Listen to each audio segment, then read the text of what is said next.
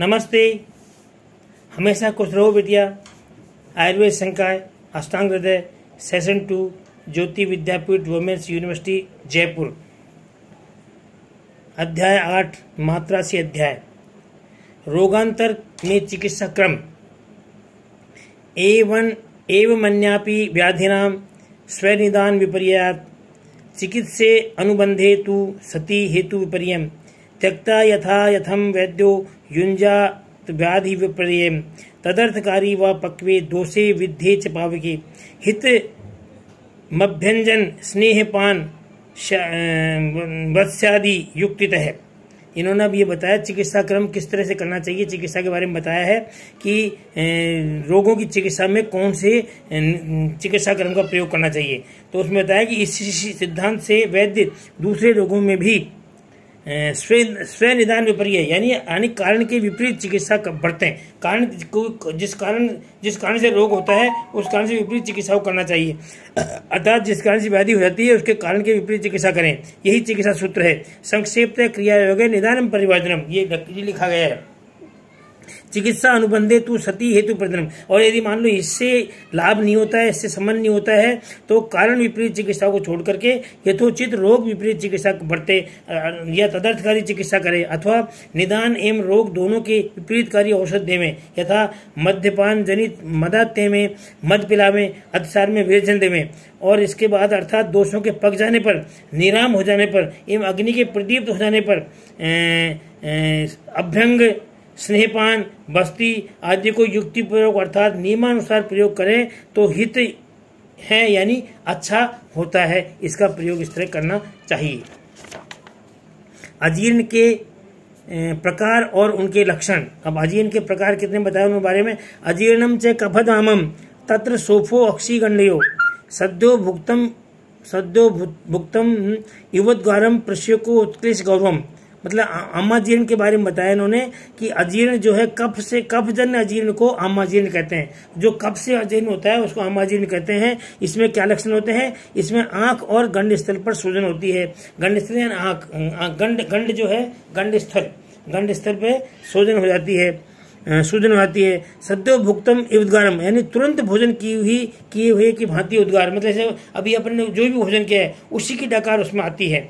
और प्रश्यक यानी लालास्राव होता है, जीभ मिचलता है एवं शरीर में भारीपन होता है। ये क्या है, आमाजीर्ण के लक्षण है। विष्टब्धा में उन्होंने बताया कि विष्टब्धा अनिल, शूल, विबंध, आत्मान, साधकृत। और अनिल यानी वायु से क्या होता है, वायु के कारण विष्टब्धाजन होता है। इसमें क्या लक्षण होते हैं। शूल, एक तो दर्द, शरीर में दर्द होगा, विबंध होगा, आत्मान होगा, पेट का फूलना हो जाएगा एवं शरीर में शिथिलता होती है। ये इस प्रकार लक्षण होते हैं। और पित्त से क्या होता है। पित्ता दग्धम तृण मोह अम्लो उद्गार दाहवत, यानी पित्त से क्या होगा। पित्त से जो होगा उसको विदग्धाजीर्ण बोलते हैं। और उसमें यानी प्यास लगेगी पित्त से, और उसमें मोह हो जाएगा, भ्रम हो जाएगा, चक्कर आने लगेंगे, खट्टी डकार होगी एवं शरीर में अंतर्दाह, शरीर के अंदर में जलन की स्थिति पैदा हो जाएगी। ऐसी स्थिति इसमें हो जाती है। आगे लिखा है विविध अजीर्ण रोगों की चिकित्सा कैसे करेंगे अपन। तो विविध चिकित्सा के बारे में बताया कि लंघनम कार्य मामम तू विष्टब्धे श्वेतनम प्रसम विदग्धे वमनम यद्वा यथा अवस्थम हितम भवेत। उन्होंने बताया कि लंघन कार्य आमाजीर्ण में हमेशा लंघन करना चाहिए। लंघन का मतलब उपवास, भोजन नहीं करना को लंघन बोलते हैं। उपवास करना चाहिए, लंघन उसकी चिकित्सा है। मतलब आमाजीर्ण हो गया तो लंघन कर लो, ये उसकी चिकित्सा बताइए। विष्टब्धाजीर्ण में अत्यधिक स्वेदन, बहुत ज्यादा स्वेदन करना चाहिए। और विदग्धाजीर्ण में वमन करना चाहिए। ये इनकी चिकित्सा इन्होंने तीनों बता दी। मतलब आमाजीर्ण में लंघन और विष्टब्धाजीर्ण में स्वेदन और इन्होंने विदग्धाजीर्ण में वमन बताया है। ये इसकी चिकित्सा है। और आगे बताया कि अर्थात जो कार्य जिस अवस्था में योग्य हो, मतलब आगे शास्त्रों ने स्वतंत्र कर दिया आपको कि आगे जो कार्य जिस अवस्था में योग्य हो उस कार्य को उस अवस्था में करना चाहिए। मतलब चिकित्सक को स्वतंत्र कर दिया, चिकित्सक अपनी व्यवस्था को कार्य करे। अब विलंबिका रोग के बारे में बताया कि विलंबिका रोग किसे कहते हैं।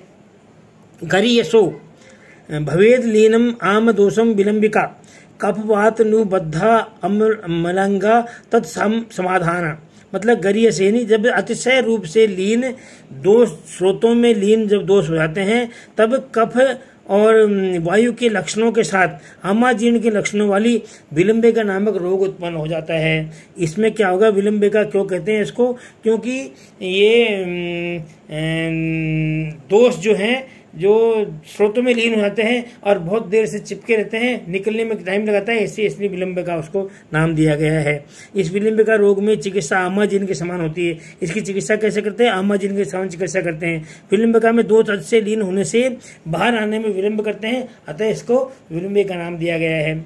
शेषाजीर्ण में के लक्षण क्या है, रस शेषाजीर्ण के लक्षण उन्होंने बताए हैं। अश्रद्धया हृदय व्यथा शुद्धे अपि उद्गारे रस्येषते सयति किंचित देवान्न सर्वत्र अनिशो दिवा शाद अजीर्णम संजात बुभुक्षो अध्य नो नियतम लघु।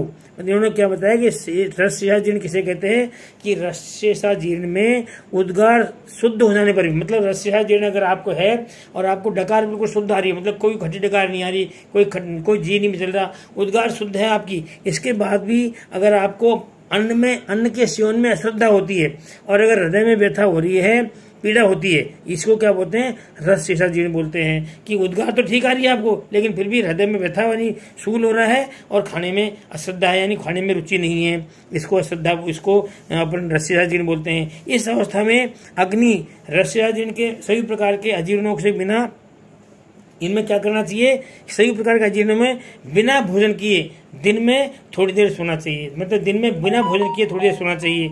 और क्या करना चाहिए बाद में, और भूख लगने पर थोड़ा सा हल्का भोजन करना चाहिए, भूख लगे तो हल्का भोजन कर लें, ये इसमें निर्णय किया है। आज अजीर्ण के लक्षण क्या बताए हैं, अजीर्ण किसे कहते हैं उसके बारे में उन्होंने बताया है कि विबंधो अति प्रवृत्ति वा ग्लानिर मारुत मूढ़ता अजीर्ण लिंगे सामान्यम विष्ठम्भो गौरवम भ्रम। ये श्लोक याद करने का है, इसको श्लोक को याद करना बहुत मोस्ट है। इसमें क्या बताया, विबंधो यानी अजीर्ण में क्या होगा, या तो विबंध हो जाएगा यानी मल और मूत्र की प्रवृत्ति रुक जाएगी, या अति प्रवृत्ति यानी मल मूत्र की प्रवृत्ति ज्यादा होने लग जाएगी, ग्लानि हो जाएगी। मारुत मूर्ता, मारुत यानी वायु की वायु जो है अपने उचित मार्ग में निचल के प्रतिलोम गति से वायु चलेगी और उधर में आत्मान होने लग जाएगा, भारीपन होने लग जाएगा, चक्कर आने लग जाएंगे। ये अजीर्ण के सामान्य लक्षण उन्होंने बताए हैं। अजीर्ण में इस तरह के सामान्य लक्षण पाए जाते हैं।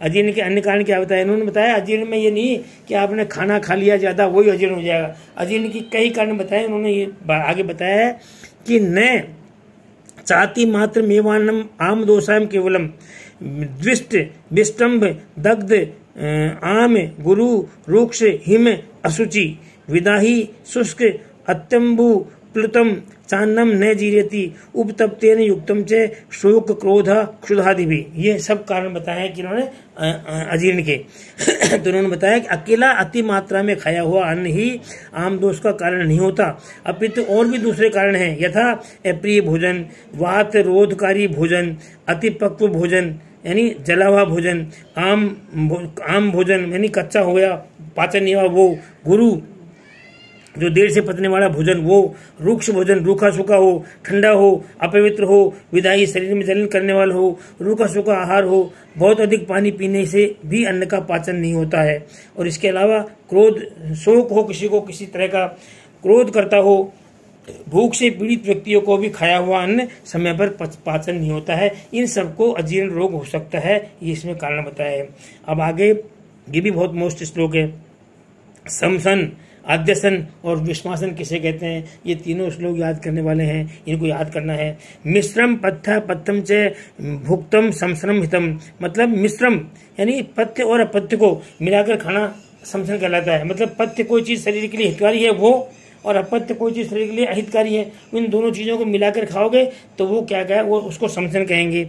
आगे है विद्याद अतिशयम भूयो भुक्तश्चोपरि भोजनम, और अतिशयम किसे कहा गया है कि भुक्तश्चोपरि भोजनम, खाना खाया है और खाना पचा नहीं है, उस खाने के पहले ही दूसरा भोजन कर लिया, वो क्या कहलाएगा, वो अध्यसन कहलाएगा। और आगे है अकाले बहु चाल्पम च भुक्तम तू विस्मासनम, यानी अकाल यानी असमय पर, यानी भोजन का समय निकल गया है, यानी भोजन का जो समय है निर्धारित उस समय भोजन नहीं करके या तो उससे पहले करते हैं या उसके बाद में करते हैं, वो अकाल कहलाता है। तो अकाल असमय में भोजन करने से ये कम मात्रा हो या अधिक मात्रा हो, मतलब उसमें जरूरी नहीं है मात्रा से कम करो ज़्यादा करो, अकाल में अगर भोजन करोगे मात्रा कम होगी या ज़्यादा होगी वो विस्मासन की श्रेणी में आता है, अर्थात जो भोजन समय पर नहीं होता वो अकाल में कहलाता है, इसलिए ये विस्मासन कहलाता है।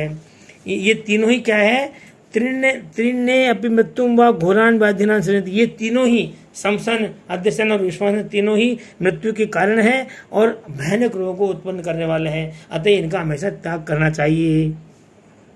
भोजन की व्यवस्था क्या है, काले सात्वम शुचि हितम स्निग्ध उष्णम लघु तन्मना, भोजन विधि के अनुसार समय पर हितकारी जो अभ्यस्त हो वह भोजन, अर्थात आत्मा के अनुकूल, पवित्र, हितकारी, स्निग्ध, उष्ण, लघु एवं तन्मना, यानी भोजन में मन लगा करके भोजन करना चाहिए। षड्रसम मधुर प्राय नाति द्रुत विलंबितम, और भोजन कैसा होना चाहिए, 6 रसों वाला होना चाहिए। मधुर प्राय यानी अधिकतर मधुर प्राय यानी अधिक उसमें मधुर रस का प्रयोग होना चाहिए। नाति ध्रुवितम, न बहुत धीरे खाना चाहिए न बहुत जल्दी खाना चाहिए, न विलंब से खाना चाहिए, न तो बहुत जल्दी खाओ न बहुत धीरे धीरे खाओ, ऐसे भोजन करना चाहिए। आगे लिखा है स्नात क्षुदान विवक्तोस्थो धौत पाद करान न, मतलब भोजन करने के बाद भूख लगने पर एकांत स्थान में, मतलब स्नान करने के बाद, भोजन स्नान करने के बाद में और भूख लगने पर और एकांत स्थान में और हाथ पैर और मुख को धोकर के भोजन करना चाहिए। आगे लिखा है तर्पयित्वा पित्रान देवान अतिथिन बालकान गुरुन, भोजन से पहले पितरों को, देवताओं को, अतिथि को, बालक को, गुरुजन को, इनको भोजन करवा करके फिर भोजन करना चाहिए। प्रतिवेक्षम तिरश्चापी प्रतिपन्नम परिग्रहम, और जो पशु पक्षी अपने पाल रखे हैं उनको और जिनके पालन करने का उत्तरदायित्व तो अपने लिया हुआ है उन सबको अपने भोजन करने से पहले उनको भोजन कराने के बाद पश्चात फिर भोजन करना चाहिए। आगे लिखा है सम्यक आत्मनम